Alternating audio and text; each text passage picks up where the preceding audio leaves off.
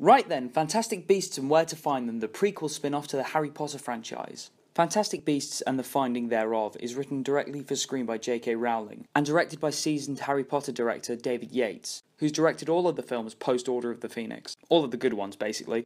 Apart from The Goblet of Fire, purely because the school makes a 14-year-old boy fight a dragon. Our education.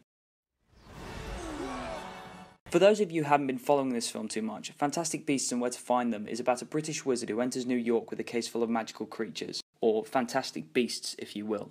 By the way, they're in the case. There you are, no need to go looking for them. Anyway, the wizard enters New York with this case, and after a series of elaborate misadventures, a few of these creatures get loose. So Newt, Scarra, Sakura, Eddie Redmayne and co. have to embark on a madcap adventure across New York to find these creatures. Why would I have to wear something like this? Because your skull is susceptible to breakage under immense force. This film introduces a lot of new elements into the world of Harry Potter. Its main difference is in the fact that it's set in New York during the 1920s. It's very interesting seeing the differences between the British and American ministries of magic. Also, another interesting addition is the inclusion and exploration of the Fantastic Beasts, seeing Newt Scamander, that's how you say it, and his interactions with these creatures and his pure love for these animals. Eddie Redmayne is very good in this role. I would say that he seems a bit restricted, but I think that's for the best, as we've seen what happens if he lets himself go. I create life! And I destroy it. But we do see his love for these creatures. He's basically a magical creature rehabilitator, and it shows that he knows what he's doing and has a huge amount of respect for these animals. There is also Catherine Waterston as Tina Goldstein, who's a very good counterpart to Newt, and they have very good chemistry together. It was open? Just a smidge. Dan Fogler is Jacob Kowalski, a muggle or no-mage. He's very good throughout the film and is serviceable comic relief. But there is some fairly forced emotional depths with Fine Frenzy's Queenie Goldstein, Tina's mind-reading sister. I want to be a wizard.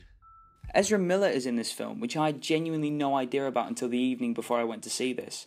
He's great in this as Credence, a second Salem, and after seeing this I'm genuinely more excited to see more of him as the Flash in Justice League next year. Look, man, I don't know who you are, but whoever you're looking for...